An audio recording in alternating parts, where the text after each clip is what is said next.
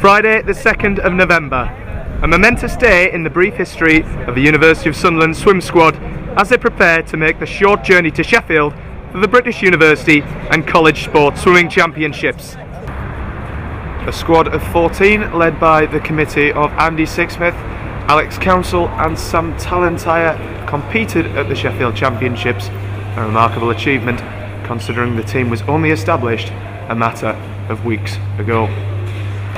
Over 50 universities will compete at the championships, including Loughborough and Bath, and this year the University of Sunderland have their own swim team. Good evening and welcome to Ponds Forge International Centre in Sheffield for the British University and College Sport Championships. I'm Andy Sixsmith and I will lead you through this weekend race footage, exclusive interviews and perhaps most importantly and hopefully how the University of Sunderland swim team left their indelible mark on these championships for the very first time. Now without further ado, let me bring in two vital members of the team currently, Alex Council, Vice President and Coach, and Jonathan Carlisle, one of our elite athletes. Guys, many thanks for joining me tonight on SportsByte. So Alex, if I could bring you in first, as one quarter of the committee responsible for establishing the University of Sunderland swim squad, how excited are you to be here tonight at this prestigious meet? Absolutely thrilled, to be honest, Andy. To have such a huge progression in such little time from this committee, from this club, is a fantastic experience to get from here so quickly. Excellent. And what are you most looking forward to about the championships this weekend? Just to see everyone enjoying themselves and progressing. Everyone's coming here for their own goals, their own targets. But it's just to see, this is the starting point, this is the first gala of the swimming club at the university. And from here on, just to see how we can go on from here. Thanks, Alex. Johnny, if I could bring you in for a second. This isn't your first BUCS championships. What are your experiences of the previous ones? Well, BUCS is not a massive event in actual British swimming. So I got a silver last year and a bronze last year. But most of all, it's just coming here, practicing my skills, and practicing ready for British champs next year. Yeah. And you're obviously swimming in your preferred backstroke events this weekend.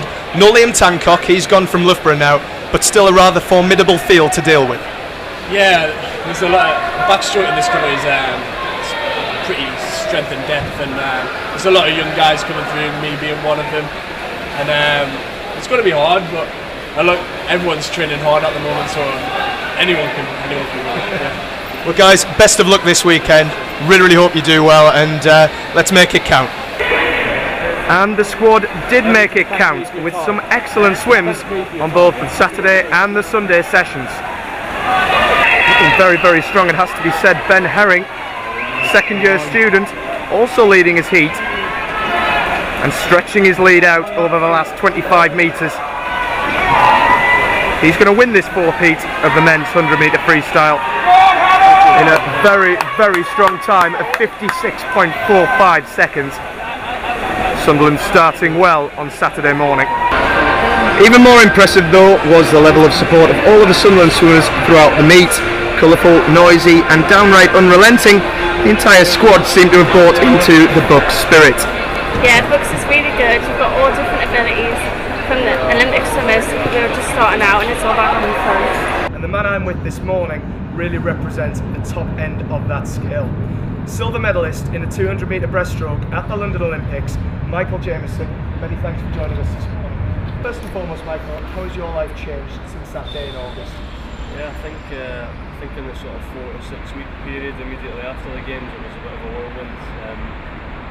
Kind of doing things like this, the media aspect, and attending events and functions, which was all good fun. But it's kind of back to training now, and I think the good thing about swimming is that we have an event to aim for every 12 months, and we get the World Championships next summer. So that's it's been good to have that kind of motivation and that lure, I guess, because it's been quite easy to get back into the swimming training. Sure. And we're competing at the BUCS Championships this weekend. You're here at the University of Bath.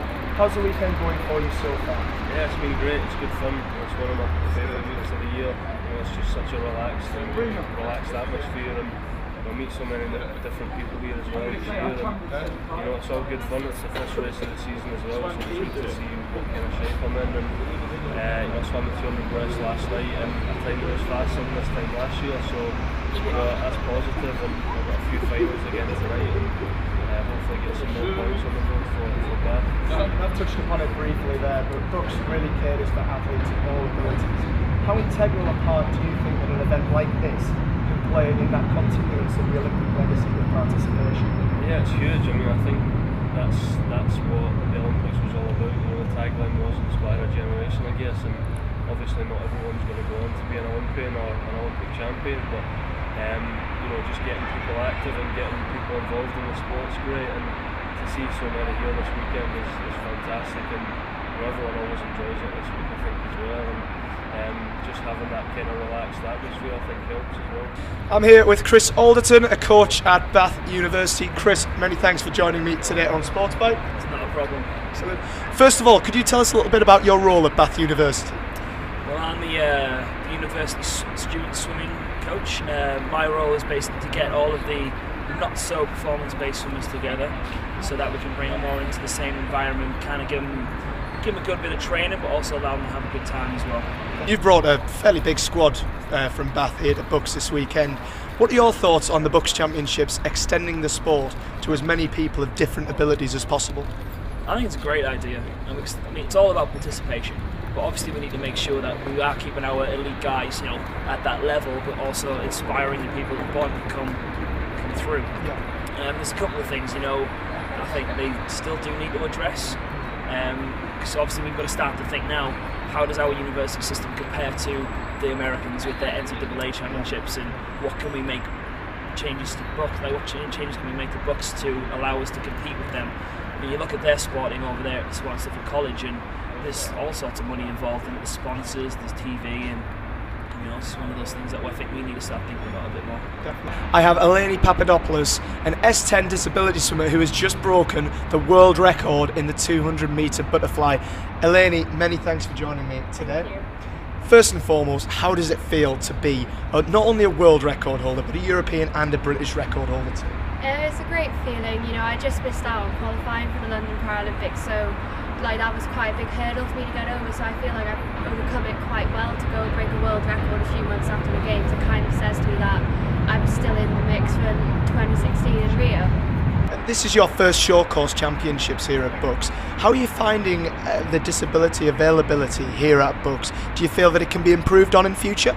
I think it's great that they are including the disability swimmers, and also this year they've decided to include the disability swimmers within the overall performer, which I think is really good, because if disability swimmers know this option is available to them, the more we get in, the more we integrate, it'd be better for just promoting Paralympics GB in general. So you would be forgiven to think that BUCS was all about racing, but the University of Sunderland have decided to put their own unique stamp on the weekend. Tell me, what was your inspiration behind Pokemon as a fancy dress? Well, it kind of came to us because I've been challenged at my flat with my friends to write all 150 original Pokemon down, and it was kind of in my head when we decided fancy dress. So okay, right, excellent. And if I could turn to you there, David, how are you finding this weekend? It's been a good weekend. I've had one race and that went pretty well, and now I'm just as polyrath, ready to go out, and it's going to be a fun night. Thanks, David. Sam, if I can turn to you, you're the social secretary, and surely the reason behind all of this debacle that we've got going on in here. What are your first impressions of BUCS? It's a good event for the swimming, and it also allows a bit of craziness on the night, but I'm not taking responsibility for the Pokemon outfits. You do right. I think we can firmly blame Ben. So, Saturday night then here in Sheffield, and I think a Pokewar is about to hit the city. Bleary-eyed and slightly, dare I say it, hungover, but thankfully with fancy dress removed, it was back to the pool on Sunday for an exciting double-header of heats and finals. The standout performer for Sunderland in the pool, though, was, as predicted, Johnny Carlisle. The 20-year-old showed his class in an immensely strong field, taking 4th place. So, after a weekend of triumphs, courageous swims, experience and Pokemon, the University of Sunderland swim team leaves Sheffield for the first time with their heads held high. February sees the return of the squad for the long course championships, and with a longer training block underneath their belts, there is nothing to suggest that they cannot pick up from where they've left off this weekend, both from a social and from a competitive perspective. Sheffield, you have been prepared. I've been Andy Sixsmith from the British University and Swimming Championships here in Ponsford, Sheffield, reporting for SportsByte.